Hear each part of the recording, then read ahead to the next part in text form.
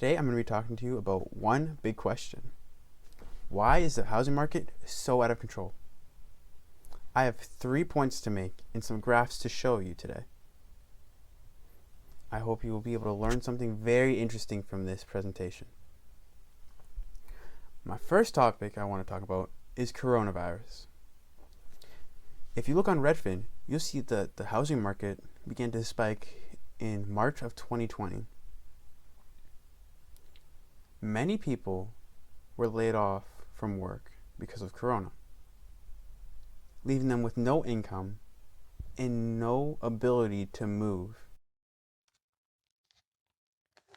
500, 540, 560. Sorry, excuse me. How can I help you today? Oh, you said you would like a loan?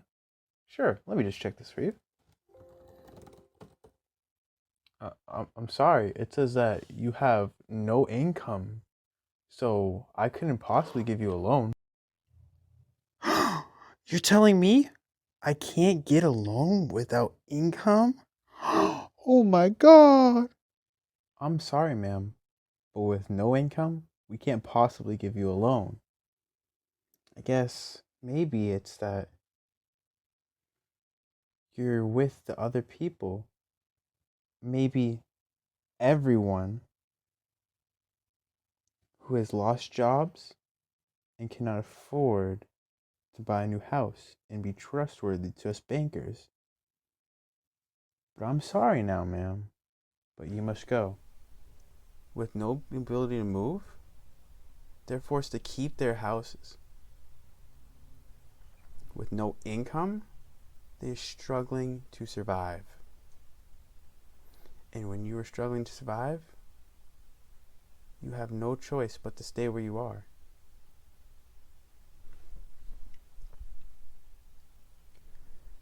And as that happened, there were still many people who were not laid off. And those people wanted upgrades to their houses. So more and more buyers began to spread out everywhere. There are people who graduated. There are people who were laid off but have that money to buy another house and decide to sell their homes to downgrade. So they need a downgrade. They still need to buy. And there was already a limited supply. Now, my second topic I want to talk to you about is the 1031 exchange. You may be wondering, what is that? I'll tell you. This rule applies to rental properties and commercial properties. It does not apply to anything you live in.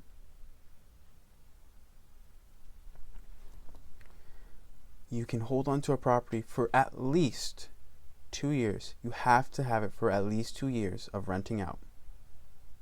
And then you can sell that property and switch it for a bigger property.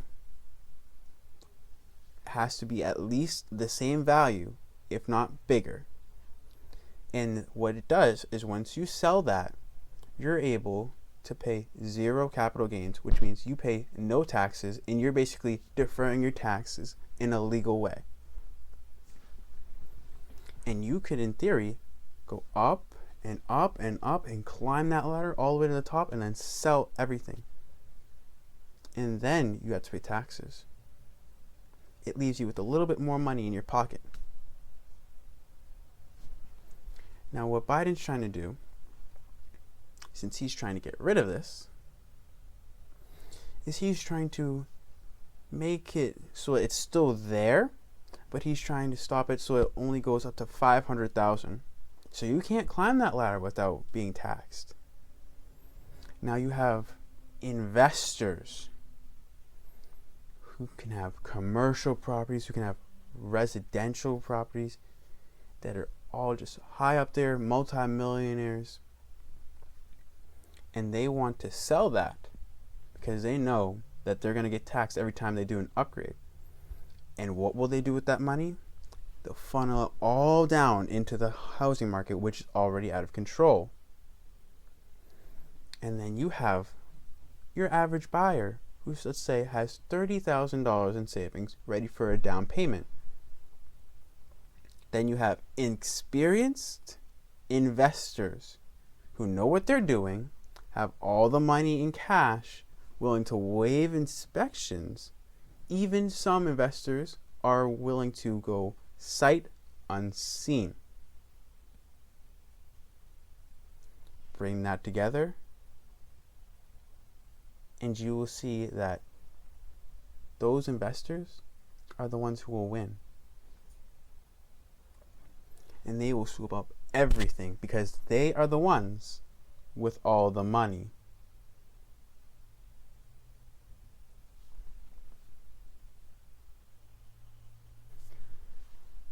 Now, I got that information from a YouTube channel called Meet Kevin. He is his experience is extremely valuable. He has been owning rental properties and he's a multimillionaire. He's been doing this for years and years and years. And what he does is he tells it as it is. He tells people what's going on in the housing market, what's going on in the stock market. He tells people what they can do to get their offers accepted. He can tell people what they can do to get paid a little more in rent by doing some upgrades. My third topic I'd like to talk about is lumber prices. Before we get into this, I would like to say that I got this on CNN website. This was a very informative article.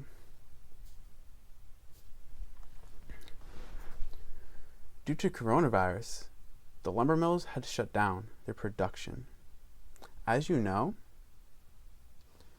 the lumber mills is where you get your lumber to make houses. We already had high demand and limited supply. The supply wasn't able to catch up. It was stuck where it is, and demand went higher and higher and higher. So they went and bought and bought and bought. So now we're up here with super high demand and down here with a super limited supply.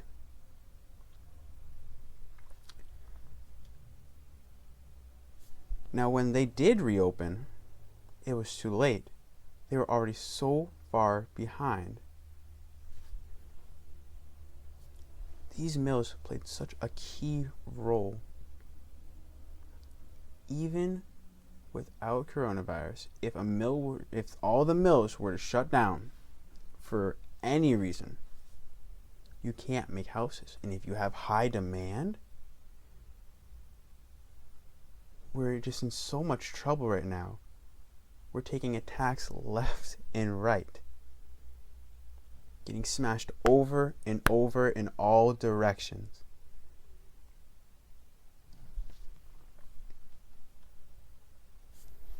Another thing that lumber has done is it has risen the price it costs to own a home.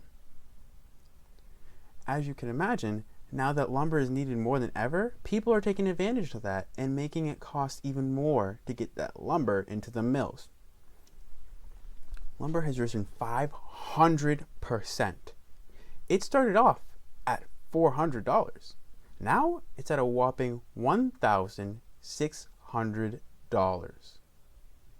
That boosts the average home costing to $35,000.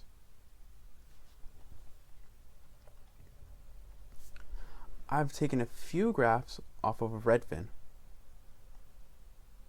This graph shows that since March of 2020, the average home has spiked all the way up to costing an extra $70,000.